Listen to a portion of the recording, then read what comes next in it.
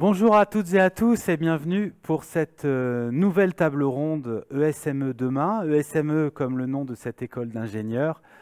L'ESME qui est installée là dans ses beaux locaux à Paris dans le 6e arrondissement et qui accueille depuis 2 ans maintenant à peu près ces tables rondes récurrentes, thématisées sur des thèmes d'actualité qui intéressent les ingénieurs et les futurs ingénieurs.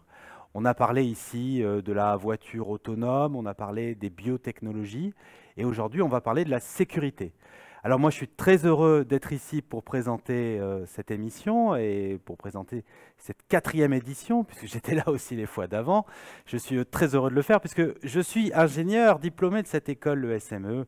J'ai eu ce diplôme à l'autre millénaire et depuis je suis devenu journaliste, je suis rédacteur en chef à Sciences et Avenir, je m'occupe de tout ce qui est numérique et en revenant à l'ESME, j'ai l'impression quand même de retomber un peu sur mes pattes.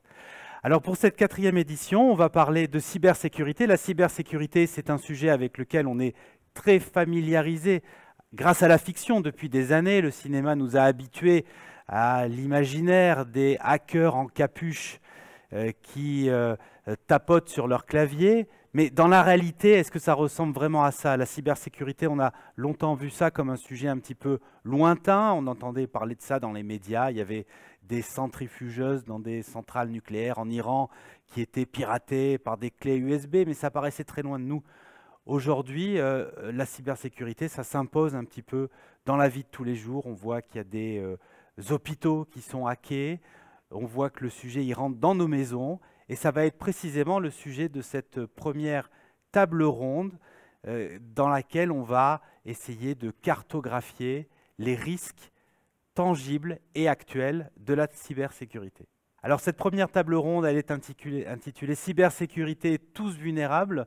Je vais accueillir 3 personnes à mes côtés. Il y aura Séverine Meunier. Séverine Meunier, elle est en charge de thématiques liées au renseignement chez Airbus. Elle va pouvoir donner le point de vue de l'industriel. Elle est beaucoup impliquée aussi dans des associations qui promeuvent la question du numérique auprès des jeunes femmes.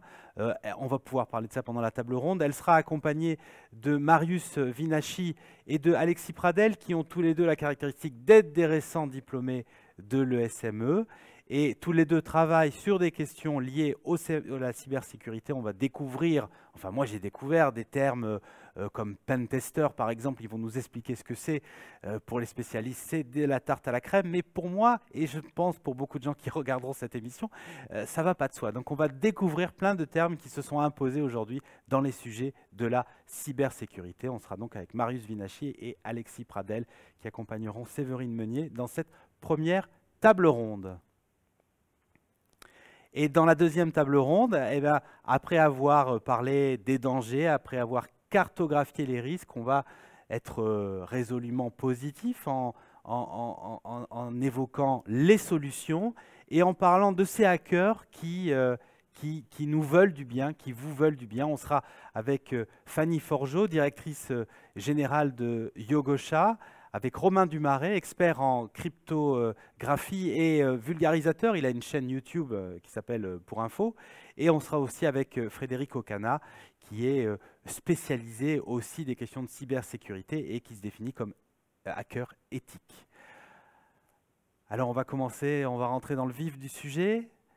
Après une petite parenthèse visuelle et vidéo qui arrive tout de suite.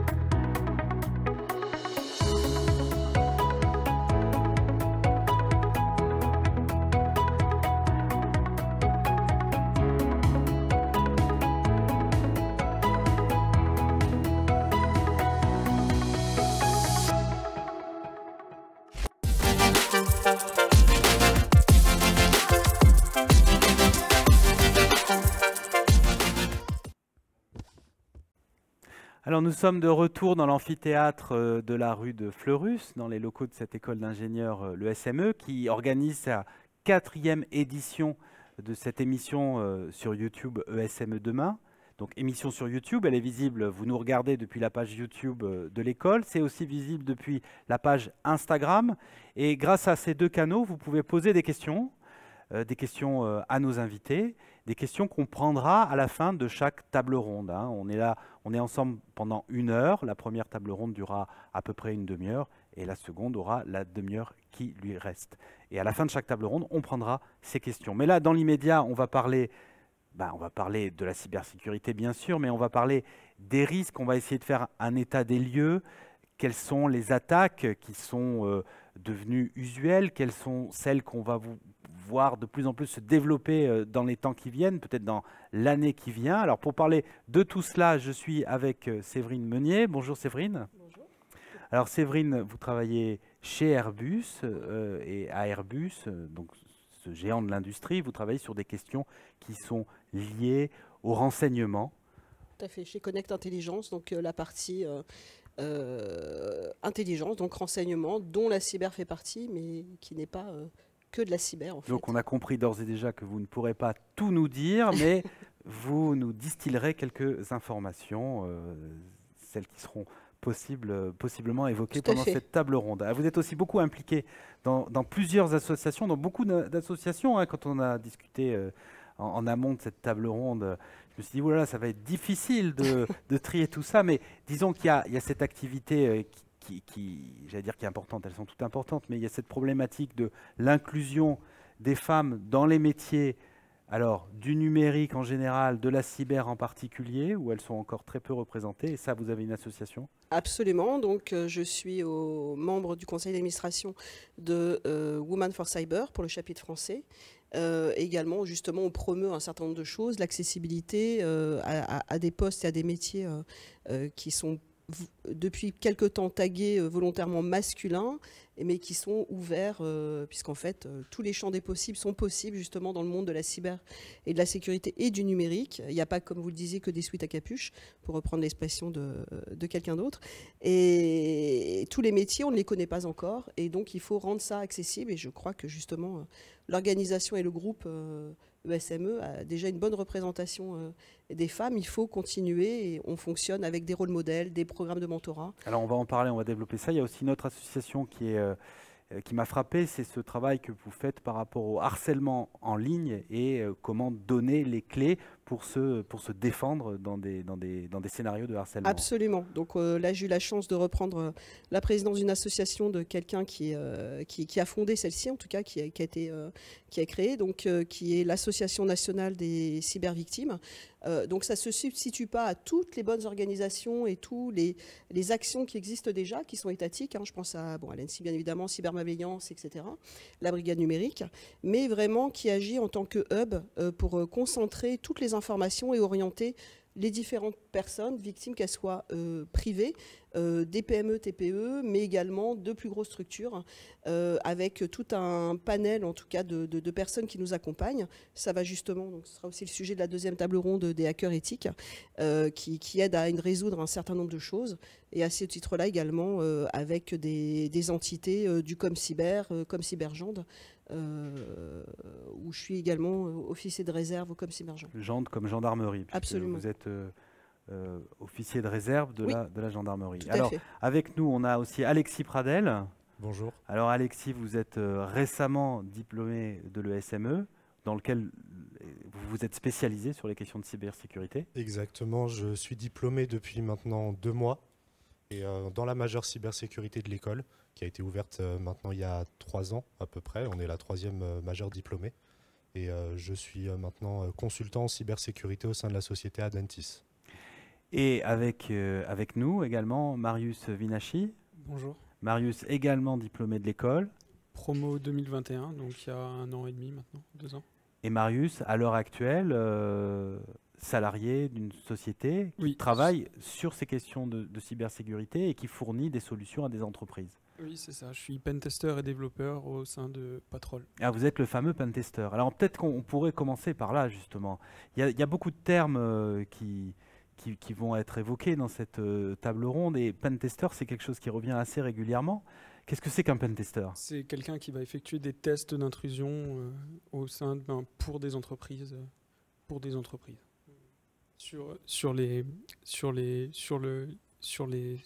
Le SI des entreprises, le système d'information des entreprises. Alors, vous aviez une image quand on a discuté aussi en amont de l'émission. Vous disiez, moi, avec ma société, si on considère une maison, l'entité à vérifier, c'est une maison. Il y a l'intérieur de cette maison et puis il y a la façade de cette maison avec ses fenêtres, ses portes. Nous, on va travailler sur les portes et sur les interfaces, quoi. Donc Oui. vous allez essayer de crocheter, vous avez un jeu de clés, vous essayez c'est ça que fait le pentester, il crochette les... On essaye de trouver des techniques afin de rentrer dans la maison, entre guillemets. Et nous, dans ma société, on est spécialisé dans tout ce qui est pentest externe, donc tout ce qui est exposé sur Internet. Parce qu'il y a aussi une autre partie du pentest qui est un peu plus interne, donc une fois qu'on est dans l'entreprise, là c'est vraiment les sites web que va exposer une société ou les serveurs. Serveurs, site web, c'est finalement les deux entités qui sont visibles extérieurement. C'est exactement ça. Alors, on parle de la maison, là, d'un point de vue un peu symbolique, métaphorique, mais vous, Alexis, vous vous êtes intéressé non pas à la maison, mais au garage, et avec votre travail de fin d'année, donc très récemment à l'ESME, vous avez vraiment touché du doigt la façon dont le piratage informatique rentre chez nous maintenant et peut concerner des problématiques extrêmement quotidiennes. Alors c'est quoi cette histoire de garage? Alors, mon sujet de fin d'études au sein de l'ESME Sud-Rias s'est porté sur une technologie qui s'appelle SDR, Software Defined Radio en anglais. Il s'agit d'utiliser les ondes radio afin d'effectuer différentes attaques. Et pour le coup, parmi les différentes attaques que nous avons tenté d'effectuer, il s'agissait d'ouvrir une porte de garage sans avoir la clé à disposition. Et pour cela, c'est une attaque qui porte le nom de replay attack, donc une attaque par reproduction. Et cela se base globalement dans la vie réelle par écouter à bonne distance le signal que provoque la clé du garage une fois qu'elle est déclenchée pour ouvrir le garage, puis décoder le code et pouvoir le reproduire d'une certaine manière pour pouvoir se faire passer pour la clé alors que nous ne l'avons pas et ouvrir le garage. Alors on peut préciser que l'école a lancé une série de vidéos baptisées l'étincelle, dans lesquelles il y a des développements, des explicitations de projets d'étudiants. C'est fait façon vidéo YouTube, quoi, avec les codes des youtubeurs. Et il y a une vidéo qui est consacrée à votre projet, qui est assez parlante, et dans laquelle on voit un truc qui m'a, moi personnellement, et j'en parlais tout à l'heure avec Séverine, c'est que vous avez piraté les ondes des câbles HDMI. Alors pour le coup, s'agissant de quelque chose qui rentre dans les maisons, les câbles HDMI, on en a tous maintenant pour relier la box à la télé, etc. Et ben vous êtes parvenu à pirater des câbles HDMI. Alors oui, effectivement, l'école nous a mis en lumière avec ce projet et cette chaîne YouTube, et nous les en remercions. Et cette attaque, justement, d'attaquer les ondes électromagnétiques émanant involontairement des câbles HDMI, se nomme l'attaque Tempest, qui, d'après la légende, aurait été exécutée pour la première fois lors de la Seconde Guerre mondiale, donc bien avant l'Internet et l'informatique qu'on connaît aujourd'hui. En effet, tout ce qui est électronique, si elle n'est pas assez bien protégée, émet des ondes électromagnétiques sans le savoir, et avec le bon outil. Ça veut dire que tout objet électronique se comporte finalement comme une antenne. Comme un émetteur. Comme un émetteur. Exactement, que ce soit, par exemple, on dirait n'importe quoi, un mixeur, un ordinateur, un clavier même, on pourrait, avec le bon outil et le bon travail dessus, découvrir les informations qui sont effectuées. Et nous, pour le coup, on s'est focalisé sur un câble HDMI pour pouvoir récupérer ces informations et avec le bon calibrage, afficher ce qui était projeté sur l'écran alors que nous n'étions pas connectés à l'ordinateur. C'est-à-dire qu'il y a un écran qui est vraiment distant du premier écran, lequel est relié à un câble HDMI, et ce câble HDMI fournit des images au premier écran, et le deuxième écran à distance, qui n'est relié par rien du tout, peut afficher l'image qui a été captée par les ondes émises par le câble HDMI. Exactement. Après, pour réaliser cette attaque, nous nous sommes basés sur une antenne et un outil spécial. Pour le coup, notre outil était le HackRF par Great Scott Gadget. donc qui est un outil totalement open source. Et il y a énormément de communautés qui travaillent tous les jours sur de nombreuses attaques et de nombreuses utilisations de ce gadget. Et justement, on a pu récupérer ces informations à l'aide d'un outil open source également, encore une fois, et avec le bon calibrage, une fois que l'on connaît la bande passante, pouvoir récupérer une partie de l'image tout au moins.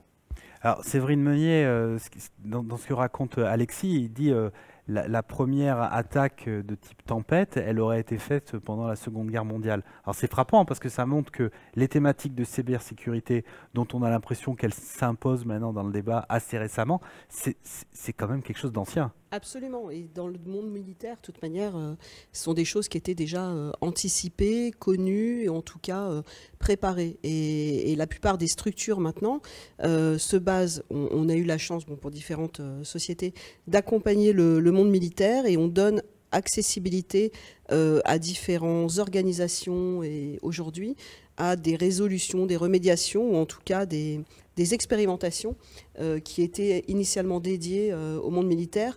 Mais comme vous le disiez, en fait, personne n'est à l'abri maintenant des attaques, qu'on soit individu, petite structure ou plus grosse boîte ou État. Donc il faut capitaliser sur tous les retours d'expérience. Et surtout pas s'imaginer protéger quoi qu'il arrive, puisque toutes les failles sont multiples. Bon, bien évidemment, pour l'individu, elles arrivent par l'individu, mais elles sont vraiment multiples, y compris par des données et des approches auxquelles on ne pensait pas, et avoir des biais de plus en plus Mais est-ce qu'il y a présents. des modes dans la cybersécurité, ou plutôt dans le piratage informatique? Est-ce qu'il y a des grandes tendances qu'on peut déterminer? Par exemple, il y a quelque chose dont on entend tous parler, c'est le phishing. Tout à fait. Bon, on pourrait avoir tendance à résumer le piratage informatique au phishing. Ce serait une erreur. Ah, complètement. Je pense qu'on va en discuter un peu plus. Mais en effet, ce serait une erreur de se concentrer. En fait, il ne faut surtout pas cloisonner. Au même titre que les ouvertures de métiers sont multiples dans le monde du numérique, cyber, sécurité, etc., L2I ou autre, ce serait une erreur de se concentrer et de siloter en fait les choses. Dans les grandes tendances, on sait que de toute manière, bon, là on a une ouverture avec la scission et de ce que l'on découvre entre les blocs de l'Est et de l'Ouest actuellement, avec des grandes tendances qui continuent classiques. Ça va du vert, ça va au réseau qui peut être piraté, à des virus de type man-on-side qui viennent de Chine, enfin toutes ces choses-là. La L2I aussi, donc la lutte informatique, c'est important de récupérer, d'analyser tout ce qui est en source ouverte, parce que vous pouvez vraiment déstabiliser énormément une entreprise, un État ou autre, très simplement. Et puis après, je sais que c'est un sujet que l'on peut aborder, et en tout cas on y réfléchit, autour des drones. Il y a beaucoup de risques, en tout cas des risques que l'on pourrait imaginer. C'est ça aussi, ça sert à ça aussi le renseignement, c'est d'utiliser de multiples ressources, que ça soit, alors chez Airbus, c'est vrai qu'on a à disposition des images satellites, mais également du cyber, de L2I, tout ce que l'on veut, tout le panel, mais c'est d'utiliser cette partie-là. On pourrait imaginer en prospective, par exemple, un drone qui serait équipé d'un Wi-Fi malveillant, avec des clés USB, équipé d'un IMSI catcher qui irait au plus proche. Alors un IMSI catcher, c'est quoi? C'est vrai. Allez-y. Vous êtes familiarisé avec les IMSI catchers? Là, en l'occurrence, effectivement, c'est une application dans laquelle ce serait plugué, ce serait branché sur un drone, mais finalement, ça peut exister n'importe où. C'est quelque chose c'est un attrape-ondes, quoi. Exactement. Et donc, pour aller au plus proche du système d'information, et à partir de là, essayer de déstabiliser. Et donc, il faut réfléchir. Donc, ça rejoint un petit peu le travail. Il faut réfléchir à des bulles tactiques, mais qui permettraient, par exemple, aux forces de pouvoir continuer à émettre, mais qui bloqueraient en fait une partie des ondes malveillantes possibles sur des petits outils de type drone qui sont très faciles, mais qui peuvent avoir une portée qui pourrait être dramatique dans un événement très simple. Ça peut être plusieurs drones qui seraient lancés. Bon, là, on va avoir bientôt les grands événements, Jeux Olympiques et Coupe du Monde du rugby, mais qui pourraient juste survoler un endroit, tomber et créer un mouvement de foule, etc., etc. Plus de la désinformation, voilà. La cyber n'est pas que maintenant une attaque, comme vous disiez, ou un phishing, c'est vraiment multiple et elle s'appuie sur des données complètement hétérogènes. Alors, Marius Vinacci, on a dit que vous étiez pentester dans cette société qui s'appelle Patrol. Est-ce que justement, quand on est comme ça opérationnel dans une boîte spécialisée en cybersécurité, est-ce qu'on voit comme ça des grandes tendances se dessiner, ou est-ce qu'on se spécialise dans un certain type d'attaque et finalement on ne regarde pas trop les autres, quoi? Moi, je suis assez jeune dans le métier, donc je vais parler de ce que je connais. Pour l'instant, moi, j'ai fait seulement du pentest, on va dire, sur le web, donc tout ce qui est exposé à Internet. Et ce qu'on voit beaucoup, c'est que les entreprises ont par moments du mal à voir ce qu'elles exposent sur Internet, tout ce qui est exposé ou ce qui n'est pas exposé sur Internet. Est-ce que les entreprises maintenant, elles sont quand même au courant de ce risque, ou il y a encore, je sais pas moi, je vais caricaturer, mais des PME qui disent c'est pas pour moi, quoi, ça me concerne pas. Oui, mais je pense que les gens commencent à prendre conscience du problème. Après, tout n'est pas parfait encore, mais je pense que ça s'améliore dans le bon sens. Dans le bon sens. Alors on a une question là sur ce garage là qui a frappé les gens qui regardent l'émission, puisque il y a un internaute qui dit est-ce que tout le monde peut hacker des portes de garage, ça fait flipper. Bon, c'est quand même pas à la portée du premier. Il faut être motivé, quoi, pour faire ça. Alors oui, et puis Il faut vraiment pas s'entendre avec son voisin. Bien sûr, déjà, effectivement. Alors que ça arrive souvent. Ou alors qu'il nous ait volé quelque chose, le vélo, on sait quoi, on sait pas. Mais maintenant, les nouvelles portes de garage ont une sécurité qui s'appelle le rolling code, donc c'est un code tournant. Les voitures également, les voitures qui s'allument sans clé, à distance, fonctionnent de la même manière. C'est en fait une séquence de chiffres ou de messages aléatoires. Et la télécommande ainsi que la porte possèdent cette même séquence de messages aléatoires. Et à chaque fois que la clé est activée, elle envoie un message avec un élément de ce code aléatoire, et cet élément n'est utilisé qu'une seule fois. Donc si jamais on réceptionne un jour un code, on ne pourra jamais le répliquer directement, car ce code ayant déjà été utilisé, il ne pourra plus remarcher. Et à chaque fois, c'est un nouveau code qui est pris. Et bien sûr, il y a quelque chose qui est fait par la porte de garage ou la voiture, au cas où elle n'est pas captée quelquefois quand on doit appuyer plusieurs fois sur le bouton pour pouvoir ouvrir la voiture. La porte et la voiture, elles, regardent également les codes qui suivent pour vérifier s'ils n'ont pas loupé un moment une exécution du code. Donc ça reste assez sophistiqué. Il y a une autre question sur les avions. Oui. Et qui dit avion dit Airbus quand même. Je vais préciser quelque chose. Airbus, en fait, pas que les avions. Voilà, tout à fait. C'est pas que les avions. Airbus, c'est vraiment. On a la chance d'être dans une belle entreprise, en tout cas, qui attire beaucoup de candidats. En fait, Airbus, c'est également des satellites, c'est également des fusées, c'est également des propulseurs, c'est également de la cyber, c'est également du renseignement, en tout cas, et voilà, c'est multiple. Et en fait, ça rejoint ce que je disais, c'est-à-dire qu'au même titre, on ne peut pas siloter les attaques que l'on connaît. Les métiers sont multiples. Et ce qui est intéressant, justement, c'est de mutualiser, de regrouper plusieurs profils, plusieurs typologies. Ça va être des ingénieurs très capés, donc qui peuvent être dans le spatial ou autre, mais également des profils comme moi atypiques, mais également des pentesters, des hackers éthiques, puisque je travaille régulièrement avec une communauté de hackers éthiques, que ce soit avec le ComCyberGend ou d'autres organisations étatiques en remédiation et en résolution pour accompagner. Voilà, c'est cette multiplicité des profils. Il faut qu'on sorte absolument des stéréotypes, et pas que, bien évidemment, mais donc de femmes. Il faut sortir des stéréotypes également dans les profils. La cybersécurité, c'est pas simplement une question d'informaticien. Absolument pas. Par exemple, si je peux me permettre, il y a une initiative qui va avoir lieu samedi d'ailleurs, où il y a des étudiants de l'ESME, une initiative avec le ministère des Armées, la DGSE, qui s'appelle TRAX, qui est organisée à Centrale Supélec. Et vraiment, là, c'est une sorte de bug bounty, d'une part, bien évidemment, pour repérer des bons profils, puisqu'il y a une pénurie de talents. La France a raté le coche il y a à peu près une dizaine d'années en cloisonnant et en demandant systématiquement des ingénieurs Bac+12 qui passent cette langue. Donc il faut vraiment démultiplier les choses, et donc dans ces groupes que lance le MINARM avec la DGSE, c'est la multiplicité des profils complètement différents. C'est-à-dire que vous allez avoir du suite à capuche, vous allez avoir du data scientist, mais vous allez avoir également des gens qui ont un profil pour anticiper pour anticiper une simulation ou d'un attaquant il y en a une par exemple qui sort d'une école d'art et qui recherche comment s'appelle au niveau historique et modélisation des sites, par exemple d'un site archéologique, et tout ça en fait du psy, du marketing, enfin un peu de tout, et c'est la multiplicité de toutes ces compétences qui vont permettre de se mettre soit dans la peau d'un attaquant, soit pour trouver les informations, puisque en fait les attaques parfois sont faites par rebond et par multiplicité de personnes, et pour trouver ces traces-là, et également après on les remet dans un but de remédiation, puisque souvent l'attaquant, il est bien en attaque, mais en résolution et en remédiation, c'est un autre fonctionnement. Donc voilà. Alors, il y a plusieurs questions là qui tombent, on n'a pris qu'une pour l'instant, mais il y a une question là peut-être pour Marius. Un internaute nous demande, est-ce qu'il y a des sites web qui sont plus hackés que d'autres, par exemple dans le luxe? Vous avez déterminé ça dans votre travail? Un secteur plus que l'autre, je ne pourrais pas dire. Par contre, ce que je peux dire, c'est que tous les sites web aujourd'hui peuvent être vulnérables.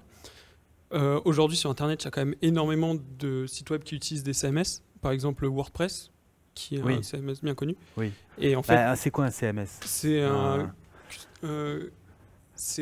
un outil qui va aider à fabriquer un site web. Par exemple, sur WordPress, il y a des vulnérabilités qui sortent régulièrement, toutes les semaines. Énormément. Et c'est le site qui est utilisé vraiment par beaucoup d'entreprises, aussi bien du particulier à l'entreprise. Et en fait, il y a beaucoup de vulnérabilités sur ce genre d'application, donc sur WordPress, qui peuvent sortir. Et sinon, les autres sites qui sont vraiment vulnérables, souvent, c'est les sites, ce qu'on appelle sites maison, ce que j'aime appeler sites maison des entreprises. C'est les sites qui ont été faits à l'intérieur de l'entreprise, qui ne sont pas censés être publiés. Et là, souvent, ça date d'il y a au moins 10 ans, c'est pas mis à jour, et en fait c'est les sites où il y a le plus de vulnérabilité. Mais c'est quoi une vulnérabilité? Une vulnérabilité sur WordPress par exemple, parce que je suis blogueur. Oui. J'utilise WordPress, je fais mon petit machin sur mes recettes de cuisine, machin. Qu'est-ce qui peut m'arriver finalement? Ça peut être de tout type. On peut par exemple essayer d'accéder à des espaces de l'application dont on n'aurait pas le droit. Normalement, je pense à votre panel d'administration, si vous publiez des blogs. Normalement, essayer d'y accéder alors que je n'ai pas accès de base parce avec les droits. Oui. Ou afficher quelque chose sur la page de quelqu'un qui se rend sur votre site alors que sans que vous l'ayez autorisé. Et les vulnérabilités, c'est vraiment de tout type en fait. Ça peut soit pénaliser le client, on va dire le client du site, soit ça peut pénaliser le site en lui-même. Accéder à des informations qui normalement ne sont pas censées être. Et de la désinformation aussi, qui fait partie, qui est vraiment un risque. Alors le temps galope, là, je vois qu'on arrive déjà à la fin de la première demi-heure. Séverine, sur ce travail que vous faites par rapport à l'évangélisation des femmes pour les faire venir dans ces métiers, est-ce qu'il y a des actions qu'on peut citer là Oui, tout à fait. Des lieux où on peut se connecter Oui. De toute manière, on donnera les informations qui pourront être partagées. On a un programme de mentorat. En fait, donc c'est ouvert également aux hommes, je précise, même si l'association s'appelle Women for Cyber. On ne va pas se couper, en tout cas, de 50% de la population. Et donc, on a un programme de mentorat. Donc, j'invite les personnes, on va les accompagner au fur et à mesure de leur carrière, puisqu'on voit également des biais particuliers. Il n'y a pas que des biais cognitifs, mais en tout cas des habitudes et des freins. Et souvent, elles vont être leurs propres freins. On a également des gens qui s'autocensurent. Exactement, tout à fait. Absolument. Soit parce que on se met des biais nous-mêmes et des freins nous-mêmes pour différentes raisons, soit pour des complexités durant ses études, l'enfance, l'histoire, etc., ou les rencontres. Donc justement, moi, ce que je prône à chaque fois, et donc on a aussi des rôles modèles, c'est oser.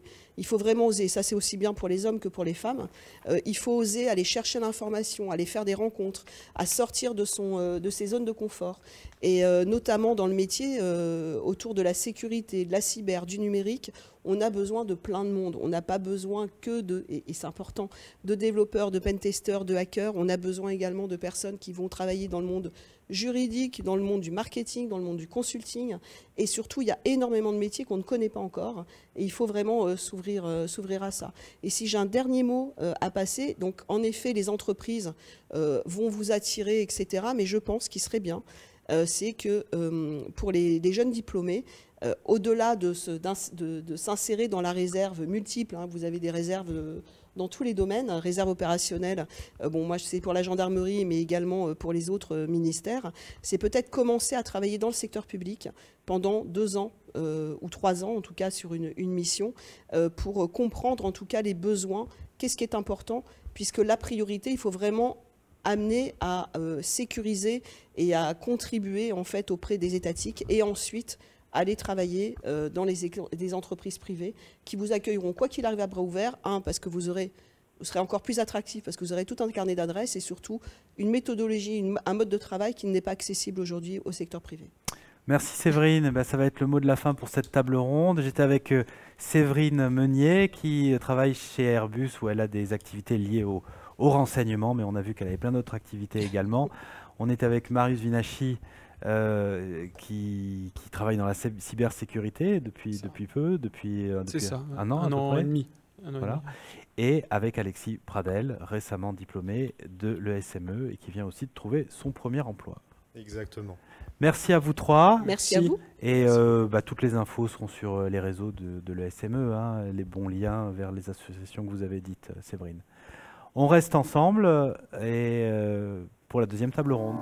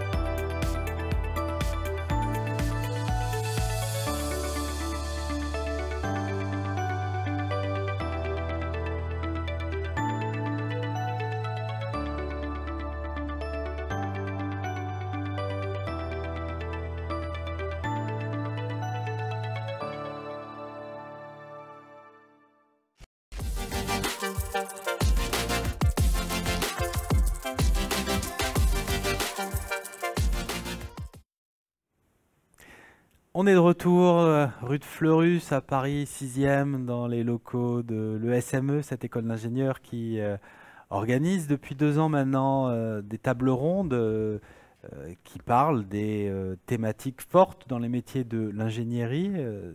Aujourd'hui, on parle de la cybersécurité. La première table ronde a été le moment d'évoquer des risques actuels, hein, bien contemporains. Comment hacker une porte de garage. Si vous n'avez pas vu le début de l'émission, vous pourrez la revoir en replay sur YouTube et écouter les anciens de l'école, j'allais dire de Sudria, ça s'appelait l'ESME Sudria, mais non, c'est l'ESME tout court. Vous les écouterez raconter cette façon de faire très surprenante. Alors c'est une première partie qui peut faire un peu peur, et justement la deuxième partie, elle est là pour nous rassurer, puisque, enfin en tout cas on va essayer, pour évoquer les bonnes pistes, les solutions, hein, comment on va pouvoir résoudre ces problèmes de cybersécurité. Je suis avec Romain Dumaret. Bonjour Romain. Bonjour. Romain, vous êtes hacker éthique indépendant et vous êtes aussi youtubeur. Tout à fait. Vulgarisateur. Tout à fait. On pourra voir quelques images de votre chaîne et donc vous faites œuvre de pédagogie sur ce sujet qui paraît encore un peu lointain à beaucoup. Également à mes côtés, Fanny Forgeot. Bonjour. Bonjour Fanny, vous êtes directrice générale de Yogosha. Oui. Alors, Yogosha, ça a été un petit peu abordé dans la première partie puisqu'on a parlé de Bounty Hunter. Mais moi, il y a encore 72 heures, je ne savais pas ce qu'étaient les Bounty Hunters. Donc il va falloir définir ce terme. Avec plaisir. Absolument. Et enfin Frédéric Ocana, bonjour. Frédéric, vous êtes consultant en cybersécurité et vous avez eu une expérience en particulier, notamment sur les questions gouvernementales. On pourra peut-être l'évoquer pendant cette table ronde. Alors, Peut-être on va parler de ces fameux bounty hunters. Alors c'est une expression pour moi qui me fait penser à Star Wars, dans laquelle il y avait Ouais, ça vous fait penser un peu au Far West, mais c'est pas anodin. Star Wars venant du Far West, évidemment. Effectivement. Et finalement, aujourd'hui, être bounty hunter, c'est un boulot pour de vrai, quoi. Ouais, mais ça n'est pas être cow-boy. Mais Non. alors, effectivement, ça vient d'un point de vue sémantique. Les bounty hunters, les chasseurs de primes au Far West, étaient des personnes qui étaient récompensées lorsqu'ils trouvaient des criminels, lorsqu'ils pouvaient arrêter des criminels. C'est le fameux wanted là qu'on voit dans Lucky Luke. Voilà.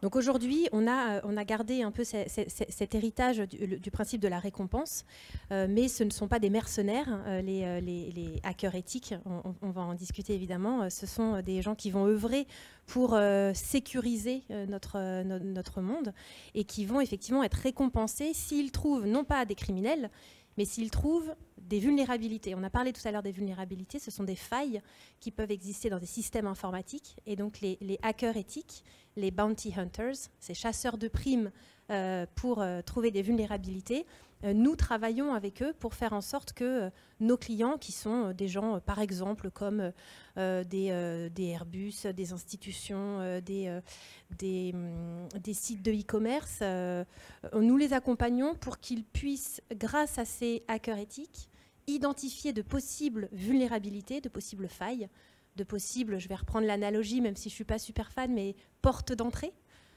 avant que des criminels ne les identifient et puissent éventuellement les exploiter. Pourquoi vous n'êtes pas fan de cette expression? C'est qu'elle connote quelque chose qui ne doit pas être bon. Alors, non, alors je pense que c'est un bon moyen de rentrer dans le sujet, de comprendre quel est effectivement l'impact d'une vulnérabilité. Néanmoins, ça peut être réducteur à deux égards. Le premier, c'est qu'on se dit que finalement, si les hackers éthiques, si on reprend cette métaphore, les hackers éthiques sont vus comme des cambrioleurs. Oui. Et moi, mon boulot ce soir, c'est de vous faire comprendre que ça n'est pas le cas du tout. Et par ailleurs, quand on prend l'analogie de la maison, on se dit, OK, la maison, il y a des portes, on va aller crocheter des portes, mais en fait, les failles, elles ne se situent pas toujours là où il y a une porte visible ou une fenêtre. Parfois, ça va être un micro-trou qu'on ne voit pas, et c'est par là que vont se faufiler les criminels, et c'est par là qu'on va aller voler de la donnée, etc. Et c'est là que va être le risque, en fait. Pas toujours dans la porte qu'on voit au premier abord. Alors, un hacker éthique, on en a un avec nous, hein, Romain. Donc, est-ce que c'est une expression dans laquelle vous vous reconnaissez bien? On parle de white hat aussi. Hein, est-ce qu'il y a des différences entre les deux? Comment vous vivez ça? Je pense que c'est un excellent débat à avoir. Comment on peut appeler tous ceux qui travaillent dans la sécurité et qui ont comme métier de jouer le rôle, de simuler un vrai attaquant. Et c'est le cœur un peu de cette idée de hacker éthique. Moi, je pense qu'il y a beaucoup de choses derrière le thème hacker. En plus, à la base, un hacker, c'était quelqu'un qui bidouille. C'était quelqu'un qui s'intéresse à plein de sujets. Et donc, moi, c'est pour ça que je m'identifie un peu à cette communauté de hackers. Après, le terme hacker éthique, j'ai entendu récemment quelqu'un qui était bounty hunter et qui disait, mais finalement, c'est un métier. Pourquoi est-ce qu'on parle de hacker éthique? Est-ce qu'un boulanger est un boulanger éthique? Non, il fait juste son travail. Et finalement, si mon travail, c'est de tester ce que pourrait faire un hacker dans votre réseau, je le fais de manière professionnelle. Éthique, je ne sais pas, mais en tout cas professionnelle. Frédéric, la question de la cybersécurité aujourd'hui, c'est quelque chose qui est... il faut encore faire de l'évangélisation ou vos clients, vos anciens clients, vos récents clients sont maintenant complètement... conscient du danger qui peut résider derrière ces questions-là? Alors on a de la chance, c'est qu'en fait l'actualité fait qu'on n'a plus besoin d'évangéliser maintenant. Ils ont des failles, ils ont des attaques et après ils courent dessus de nous voir. On est toujours un peu en mode pompier encore, c'est souvent une expression qu'on retrouve en cybersécurité. C'est le mode pompier, c'est à chaque fois réparer une crise et en même temps préparer aussi et défendre pour les prochaines crises. Parce que c'est pas parce que vous êtes en train de résoudre une crise et subir une attaque que vous n'allez pas avoir une autre attaque. C'est même souvent une bonne stratégie, c'est de faire une double attaque ou faire d'autres stratégies comme ça. Oui. Donc oui. Après, pour la partie sensibilisation, c'est le côté, des fois il faut justifier aussi un peu ce côté éthique, ce côté aussi bien le pentest qui peut être regarder que la porte d'entrée, et donc souvent des budgets ne sont que sur ça, et ne pas avoir forcément des équipes qui peuvent travailler sur tous les panels et toutes les entrées, les fameux petits trous que disait Fanny. C'est super important aussi d'intégrer cette culture-là aussi dans l'entreprise.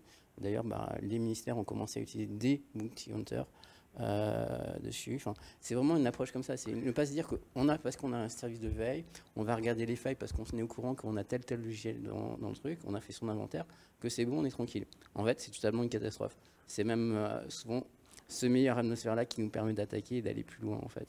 Mais est-ce que vous êtes d'accord sur le fait de dire qu'il y a quand même deux grandes familles, qui est celle des pompiers que vous venez de décrire et celle des attaquants, quoi. On est soit l'un, soit l'autre.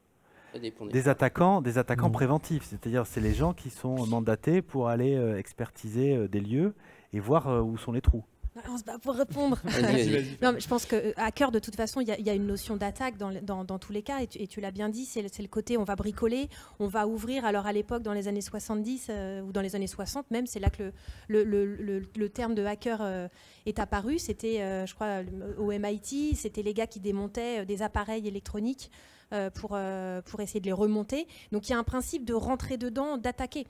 Donc que ce soit pour des visées criminelles, pour un profit personnel ou pour rendre le monde plus sûr, de toute façon il y a un côté attaque. Après, le côté pompier, c'est une fois que l'attaque a eu lieu, c'est comment est-ce qu'on fait pour réparer. Et là, effectivement, il y a aussi des hackers qui vont œuvrer et qui vont participer à l'étape après incident, après attaque.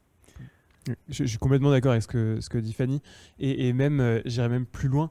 Je pense qu'en fait, il n'y a pas vraiment de côté. On est tous dans la défense. On est tous, même les hackers, nous qui essayons d'attaquer. Moi, par exemple, je fais de la réponse à incident, donc exactement ce que tu disais à l'instant, Frédéric. Et c'est le fait d'être hacker et de connaître comment attaquer qui me permet de comprendre comment ils sont rentrés. Et je pense qu'il y a besoin des deux.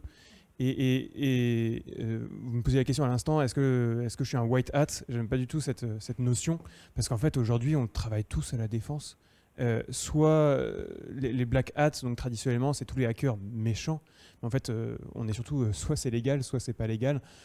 On a besoin que tout le monde se mette à faire de la cybersécurité, et c'est pour ça qu'on parle d'inclusion aujourd'hui. Donc je pense qu'il n'y a plus vraiment de notion d'équipe d'attaque et d'équipe de défense, on travaille tous ensemble en fait. Alors il y a quelque chose qui m'a passionné quand on a discuté avant l'émission, c'est que vous me disiez que faire de la cybersécurité de façon préventive, ça a nécessité parfois d'établir des vrais scénarios où on va camper un personnage pour rentrer dans une entreprise et se prétendre être le réparateur de l'imprimante, quoi. C'est des choses comme ça, hein? Tout à fait. Alors moi, à titre personnel, ça m'est arrivé de me faire passer pour un réparateur d'imprimante. C'est très amusant. Mais mandaté par l'entreprise, hein? Mais mandaté par cette entreprise, par celle-là même chez qui j'essayais de rentrer. Sauf que tu vas dans un service où les gens ne sont pas au courant. Tout à fait, tout à fait. Et puis aussi, on teste leur capacité, à quel point ils se méfient, à quel point est-ce qu'ils cherchent à vérifier. Parfois, c'est très simple de vérifier. Et c'est quelque chose qu'on teste, en fait, comme disait Fanny à l'instant, si on cherche toutes les entrées, eh ben, on va s'intéresser à cette entrée-là aussi. Après, à préparer, c'est quelque chose d'assez complexe à préparer aussi. Frédéric, ça t'est arrivé de te faire passer pour un plombier? Oui, en plus, l'imprimante, c'est super sympa parce qu'en fait, c'est souvent branché au réseau maintenant. C'est un câble que personne ne regarde. C'est mis à côté de la machine à café. Vous pouvez mettre un petit boîtier à côté, c'est fini.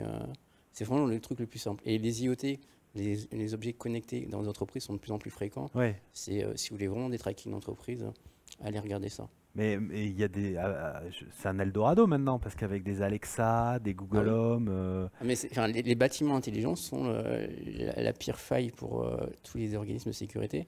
Et d'ailleurs, tout le monde était content qu'on rentrait à la maison. Sur ça, le Covid, je suis désolé, mais c'était très bien. Ça nous permettait d'avoir un seul point d'entrée avec un VPN et on pouvait filtrer tout ce qui se passait. Attention, parce qu'à la maison, il y a des câbles HDMI aussi qui sont vulnérables. Donc alors à la maison, il y a aussi des caméras pour surveiller les bébés.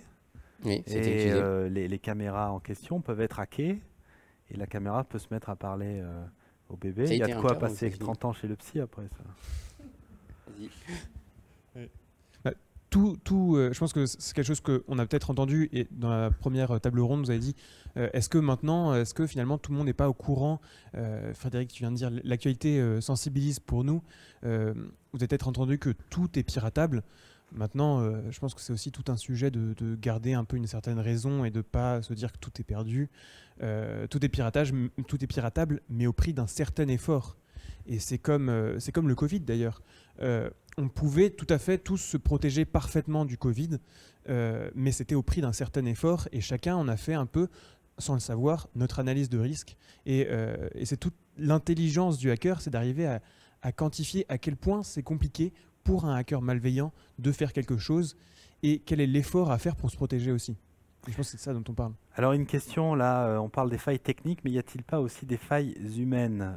C'est intéressant parce que je crois que pirater un système d'entreprise, ça peut simplement repérer que c'est sur un bout de post-it qu'on a écrit le code d'accès au réseau.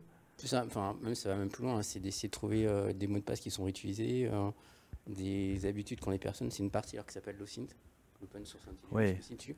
C'est un milieu qui commence à naître, qui n'est pas encore très connu du grand public, mais qui est vraiment très utilisé. De plus en plus, quand c'est une attaque ciblée, c'est un peu ce que expliquait Romain, cette fameuse tout est hackable. Mais en fait, c'est la preuve, entre guillemets, d'emmerdement. Plus la difficulté ou pas d'hacker, et quand on cible quelqu'un, en fait, on va chercher des failles qui sont plutôt humaines.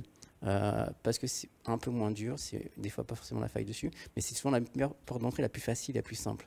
Le même mot de passe, réutilisé, des trucs comme ça. Romain, il y avait un exemple, alors l'OSINT, hein, ça aussi c'est un mot-clé qui est devenu important, ça évoque un peu dans la méthodologie le phishing, parce que tu me donnais un exemple d'OSINT, tu disais, imagine le patron d'une PME qui a un club de gym et qui peut recevoir un mail... Et effectivement, comme le dit Frédéric, avant chaque exploitation de la faille humaine, il y a une phase de renseignement. Voilà. Et c'est vrai que quand on parle de grandes tendances aussi, c'est quelque chose qui vise à être très démocratisé dans le futur. On voit aujourd'hui des influenceurs Instagram. Pour exister en tant qu'influenceur, on doit en permanence parler de soi. S'ils se montrent dans un bar avec une montre, avec leur dernière montre, et ben là on a vu qu'ils se faisaient voler dans ce bar parce que justement toute cette phase de renseignement était complètement facilitée par les réseaux sociaux et tout ça. Et mon histoire de club de sport là, tu veux pas raconter la typologie, comment ça peut se passer une attaque comme ça? Et bien en fait c'est très simple, il suffit donc on étudie un petit peu ce que notre cible aime bien faire et comment on va pouvoir arriver jusqu'à elle. Si on trouve le scénario du club de sport, c'est parfait parce qu'on peut lui envoyer un mail pour lui demander par exemple de se connecter avec son compte d'entreprise pour avoir des réductions liées à son entreprise. Et puis là, s'il le fait, ça y est, on a une porte d'entrée. On peut aussi lui proposer d'installer un logiciel malveillant sur son ordinateur. En fait, les seules limites sont dans l'imagination des hackers. Oui, et là, c'est vraiment la faille humaine. Alors, Fanny, il y a une question aussi sur les formations. Comment on a eu l'idée de se diriger vers la cybersécurité? Vous me disiez que vous n'étiez pas du tout de ce milieu-là. Vous êtes sociologue de formation. Oui, tout à fait. Et ça me permet de rebondir sur ce que disait Séverine tout à l'heure. La cybersécurité, c'est effectivement avant tout des experts, des ingénieurs, mais ça peut être aussi des formations différentes. En l'occurrence, moi, je suis docteur en sociologie. J'ai fait de la recherche fondamentale en sociologie politique. Et puis, c'est l'analyse de la donnée et les statistiques qui m'ont amené au numérique. Et puis, de fil en aiguille, je suis arrivée dans la cybersécurité, effectivement, avec énormément de curiosité, mais pas beaucoup de connaissances techniques. Et j'ai acquis ces connaissances sur le tas. Oui, assez facilement, je n'ose même pas dire le mot, mais c'est ce que vous m'aviez dit, que c'était facile d'accès. Enfin, il y a des tutoriaux, il y a des MOOC. Effectivement, donc j'en profite pour glisser la pertinence d'un MOOC qui est proposé par l'ANSSI, qui s'appelle, je crois que le MOOC s'appelle SecNum Academy, et qui est fabuleux pour toute personne qui souhaite valider les bases des connaissances pour travailler dans la cybersécurité.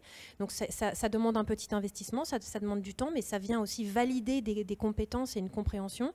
C'est super bien fait, et donc vraiment je le recommande à toute personne qui souhaite en savoir plus. C'est découpé en chapitres, en modules, et il y a notamment un module, je rebondis sur la question précédente, mais autour de l'ingénierie sociale et de l'importance de la faille humaine précisément. Et ça vient, cette formation, ce MOOC, vient aussi nous sensibiliser en tant qu'individu professionnel de la cyber ou non, aux pratiques qu'on doit mettre en œuvre, à la vigilance que l'on doit mettre en œuvre pour réduire notre surface de risque. Alors, on parle de MOOC, ça veut dire qu'on évoque des questions de pédagogie. Je voudrais qu'on évoque ta chaîne, puisque avec plaisir. Voilà. Alors, on a quelques images, je crois. On a des pas des extraits vidéo, mais je crois que tu as amené le bandeau de... Un petit visuel. Le bandeau leader. Hein. Comment tu as été? Parce que toi, tu es ingénieur, polytechnicien, télécom aussi, je crois. Tout à fait. Voilà. Qu'est-ce qui t'a amené à vouloir comme ça expliquer, quoi? Voilà, on voit le visuel là de Pour Info. En fait, c'est toujours la même question et c'est ce dont on a parlé via les réponses précédentes. C'est que souvent, la première vulnérabilité est quelque chose d'humain et en fait, il va falloir le plus important sur la cybersécurité, c'est qu'il va falloir que collectivement, on soit tous sensibilisés et que même on change notre récit de la cybersécurité, plus comme de quelque chose qui concerne uniquement des hackers à capuche, mais comme l'informatique, comme le numérique. En fait, on a déjà changé notre récit sur le numérique. Ouais. À une époque, c'était réservé aux geeks. Ouais. Aujourd'hui, on a tous un téléphone et c'est quelque chose d'acquis. Mais la cybersécurité, il faut qu'on ait une transformation similaire. Et donc c'est pour ça que le plus important pour moi, après travailler sur des sujets techniques, c'est qu'en fait, à un moment, il faut expliquer comment ça marche, comment on peut tous les prendre en main nous-mêmes. Alors ce visuel-là, je crois que c'est pas un visuel de ta chaîne, c'est un visuel que tu montres à tes clients pour expliquer... Dans mes formations, oui, tout à fait. Et en fait, j'utilise pour justement parler de ce qu'on évoquait avec Fanny, avec Frédéric, quel petit passage exploité, comment exploiter aussi la faille humaine. Je propose à mes étudiants de relier les différentes failles qu'on peut exploiter pour rentrer à l'intérieur de cette entreprise factice. Et ils peuvent choisir de passer par des sites web, mais aussi de passer par l'accueil, tout simplement. Et il y a plein de choses à faire. C'est un terrain de jeu absolument génial. C'est presque du Cluedo, là. Fanny, les hackers, les bounty hunters, on a aussi dans l'imaginaire une activité solitaire.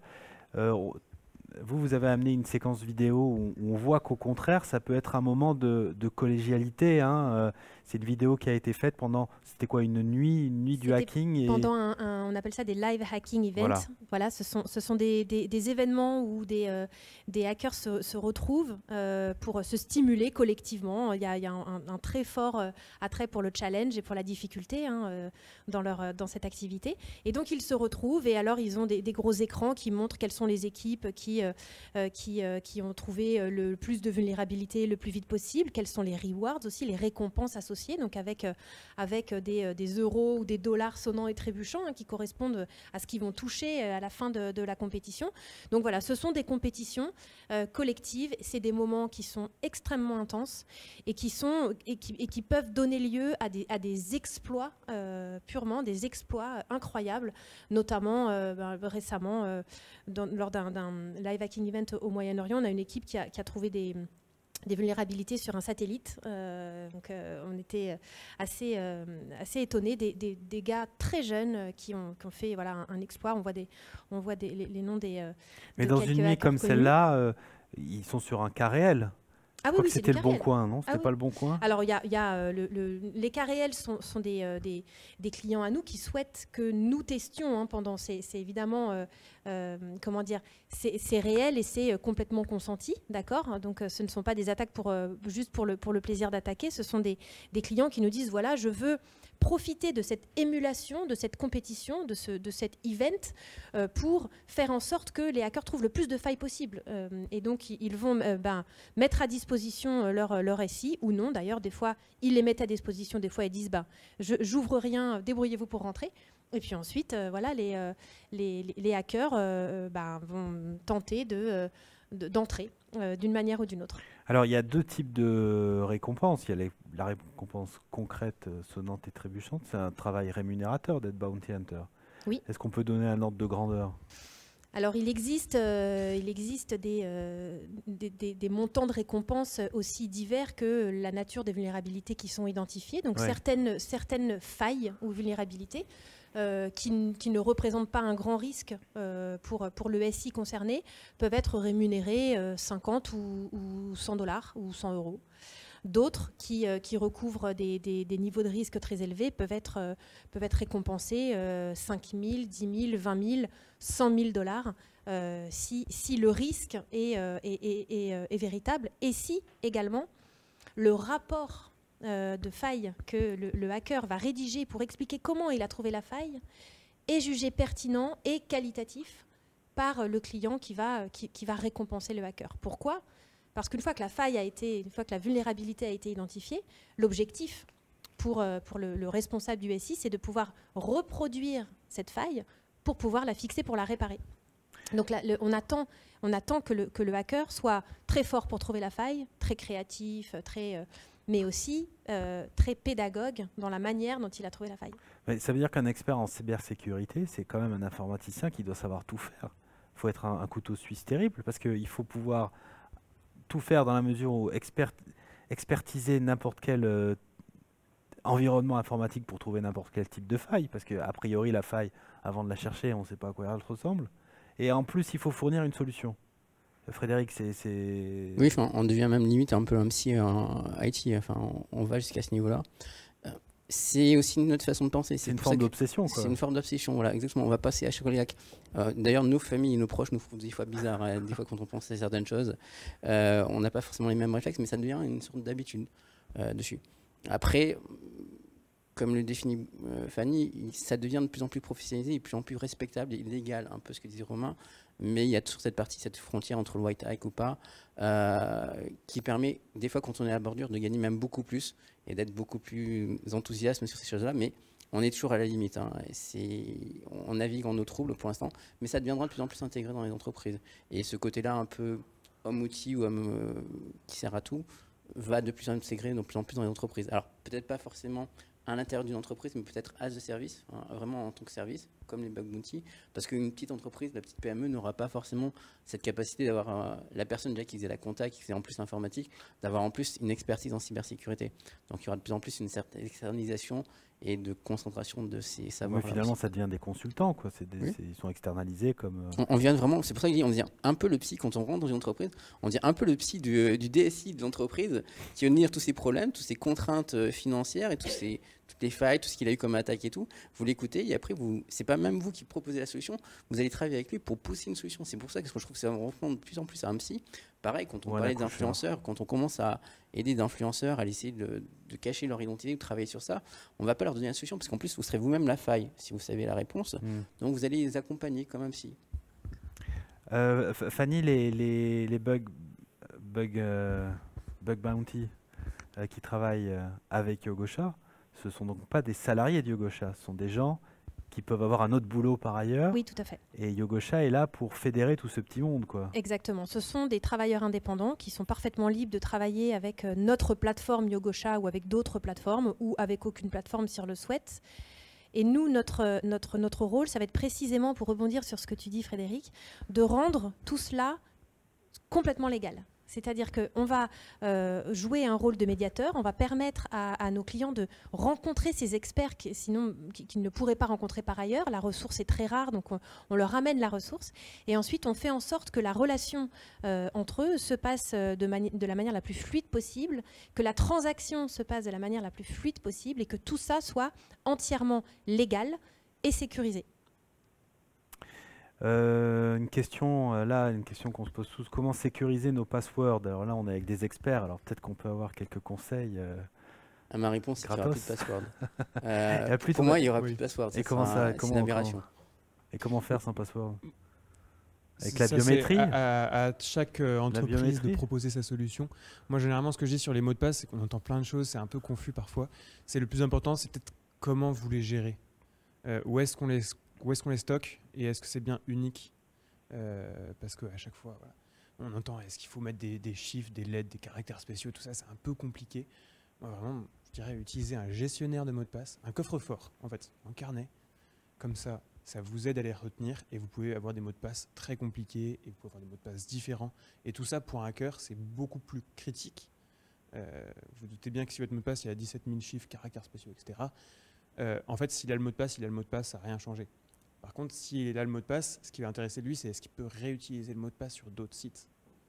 Ouais. Donc c'est surtout ça, à mon sens, aujourd'hui, qui compte. Parce que les mots de passe, ils finissent souvent par se balader dans la nature. Donc c'est bien d'en avoir des différents. Puis encore une réponse de psy, mais le meilleur mot de passe que vous connaissez, c'est celui que vous ne connaissez pas. Voilà. Donc vous le faites par un générateur de mots de passe, vous le mettez dans un coffre-fort, vous ne l'avez même pas regardé, vous ne le connaissez pas, on a beau vous torturer, on a beau essayer de faire ce que vous voulez, on ne connaîtra pas. Fanny? Alors oui, effectivement, mais on peut aussi avoir un mot de passe avec un minimum de 8-10 caractères, avec un mélange de lettres et de chiffres et des caractères spéciaux, des mots qui ne correspondent pas à des mots du dictionnaire. Il y a 4-5 petites manières aussi de conserver nos passwords et puis peut-être de les mémoriser. Alors après, un password pour aller faire son shopping et puis pour aller sur le site des impôts, ça c'est pas possible. Il faut évidemment avoir plusieurs passwords. Alors, dans la presse, il y a un sujet qui a un succès fou, c'est celui du dark web.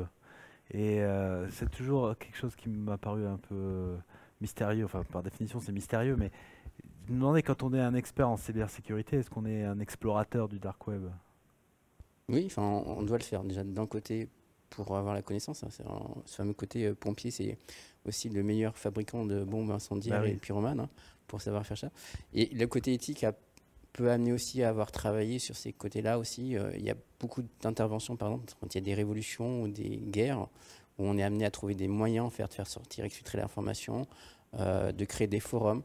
Ça a été aussi, par exemple, toutes les années 2010, c'était créer des forums, des espaces de discussion, quand il y avait trop de censure des gouvernements. Toutes les révolutions comme ça ont été faites comme ça aussi. Tu as travaillé sur des sujets comme cela, hein. Comment faire en sorte que des journalistes, notamment dans des lieux où il y a de la censure, ou des lieux où il y a la guerre, puissent continuer à communiquer sans se faire attraper, ou sans que leur communication... Et alors ça va, en plus de le paiement, par exemple, les cryptos ont été une utilisation là-dessus, et ça a généré aussi ça chez les activistes, hein. Être capable de pouvoir faire des transferts financiers sans qu'un gouvernement qui ait la main dessus sur les banques puisse vous couper, ça c'est vraiment très facile à faire.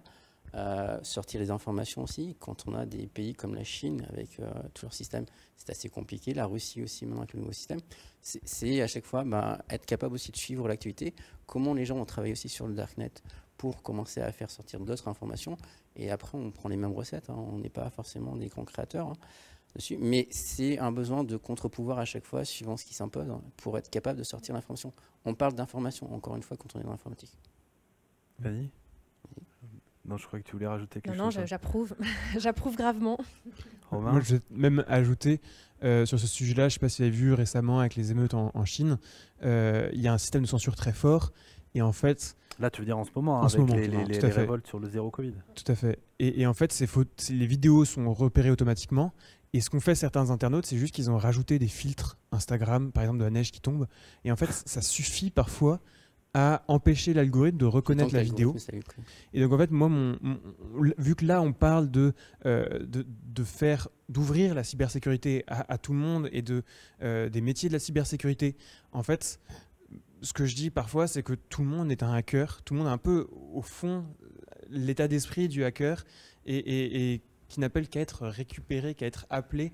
Et ça me frappe de voir qu'en fait tous les Instagrammeurs chinois, ils ont trouvé cette stratégie et d'une certaine manière, ils n'avaient pas besoin de créer quelque chose d'aussi complexe que le dark web. Et en fait, parfois, c'est aussi simple que ça. Et donc moi, c'est un peu ce que j'essaie de redire. Voilà, on a tous cet esprit du hacker finalement en nous. C'est pas on a tous quelque chose de Tennessee, c'est on a tous quelque chose du hacker. Bon, c'est le mot de la fin, hein, puisque c'est allé très très vite, hein, mais on est arrivé au bout de cette deuxième table ronde. Je vous remercie beaucoup d'y avoir participé. Frédéric Ocana, Fanny Forgeot et Romain Dumaret. Donc Romain, on rappelle que tu as une chaîne YouTube, hein, pour info, et tout à fait. Les internautes pourront retrouver le lien sur tous les contenus numériques de l'école ESME. Donc c'est la fin de cette 4e édition de ESME Demain. L'émission sera évidemment à revoir en replay sur la chaîne YouTube de l'école.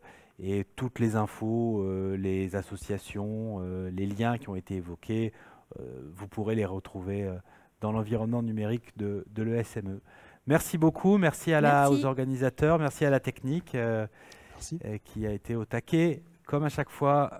À bientôt, au revoir.